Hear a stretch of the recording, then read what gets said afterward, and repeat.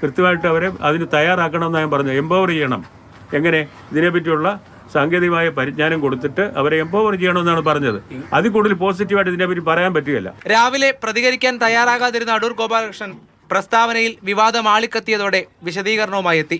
നവാഗതരായ സംവിധായകർക്ക് പരിശീലനം നൽകണമെന്ന തരത്തിലാണ് പരാമർശം നടത്തിയതെന്ന് വിശദീകരിച്ചെങ്കിലും മറ്റു വിഷയങ്ങളിൽ പഴയ നിലപാടിൽ തന്നെ ഉറച്ചു നിന്നു.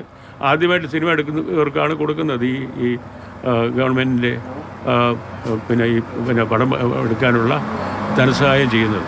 അങ്ങനെ ചെയ്യുമ്പോൾ അവർക്കൊരു കുറഞ്ഞതൊരു 3 മാസത്തെ ഓറിയൻറ്റേഷൻ കൊടുക്കണം. സാങ്കേതികവും അല്ലാത്തതുമായിട്ടുള്ള ഒരുപാട് ഘടകങ്ങളുണ്ട്. അതിനെപ്പറ്റി നല്ല ധാരണയോടുകൂടി വേണം ആളുകൾ സിനിമ എടുക്കാൻ. പിന്നെ ഗവൺമെൻറ് ഫൈനാൻസ് ചെയ്യുന്ന സിനിമയെന്ന് പറഞ്ഞു കഴിഞ്ഞാൽ അതിന് സാമൂഹ്യ പ്രസക്തി വേണം, മികവുള്ളതായിരിക്കണം. ഇതൊക്കെ വളരെ പ്രധാനപ്പെട്ട കാര്യങ്ങളാണ്. വേദിയിലെ പ്രതിഷേധത്തോട് അടൂരിന് ഇപ്പോഴും അവജ്ഞയാണ്. ഇതിനുമായിട്ട് യാതൊരു ബന്ധമില്ലാത്ത ഒരു കുട്ടിയാണ് എണീച്ചതെന്ന് പ്രതിഷേധിച്ചത്.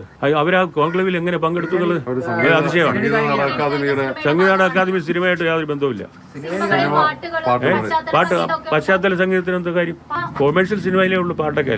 ഞാൻ എടുക്കുന്ന സിനിമ പാട്ടൊന്നുമില്ല. ജീവിതം കൊണ്ട് ഒരുപാട് പഠിച്ചതാണ് ഞങ്ങളെന്നും ജീവിതാനുഭവങ്ങൾ സിനിമയാക്കാനാണ് ശ്രമിക്കുന്നതെന്നും പുഷ്പവതിയുടെ മറുപടി. ഇപ്പം നമ്മളെ പഠിപ്പിക്കാനൊന്നും വരണ്ട ആരും. നമ്മുടെ ജീവിതം കൊണ്ട് ഒരുപാട് പഠിച്ചവരാ. അനുഭവങ്ങളെ കൊണ്ട് ഒരുപാട് പഠിച്ചിട്ടുണ്ട്. ആ അനുഭവങ്ങൾ അഭ്രപാളികളിലാക്കാൻ വേണ്ടിയിട്ടാണ് ശ്രമിക്കുന്നത്. അത് എന്തിനാണ് ഇങ്ങനെ തടസ്സപ്പെടുത്തുന്നത്? അടൂർ ഗോപാലകൃഷ്ണന് താങ്കളെ അറിയില്ലല്ലോ എന്ന ചോദ്യത്തിന് മറുപടി ഇങ്ങനെ: അദ്ദേഹത്തിന് വേണമെങ്കിൽ അറിഞ്ഞാൽ മതി. എൻ്റെ പാട്ടുകൾ അറിയുന്ന ഒരുപാട് ആളുകൾ കേരളത്തിലുണ്ട്. സർക്കാരിൻ്റെ ഇൻവിറ്റേഷൻ കിട്ടിയിട്ടാണ് ഞാൻ ചെന്നിട്ടുള്ളത്. പ്രസ്താവനകളിൽ ഒതുങ്ങി നിന്ന വിവാദം ഇപ്പോഴിതാ തെരുവിലേക്കും. KPMSന്റെ നേതൃത്വത്തിൽ അടൂർ ഗോപാലകൃഷ്ണന്റെ വീട്ടിലേക്ക് മാർച്ചും അധിക്ഷേപം നേരിട്ട ചാലയിലെ തൊഴിലാളികൾ തിരുവനന്തപുരം നഗരത്തിലും പ്രതിഷേധവുമായി ഇറങ്ങുകയാണ്. മന്ത്രി സജി ചെറിയാന്റെ മറുപടിയോടെ കെട്ടടങ്ങുമെന്ന് കരുതിയ വിവാദം അടൂർ ഗോപാലകൃഷ്ണന്റെ ഇന്നത്തെ വിശദീകരണത്തോടെ വീണ്ടും ചർച്ചയാവുകയാണ്. Rahul G Nath, Mathrubhumi news, Thiruvananthapuram.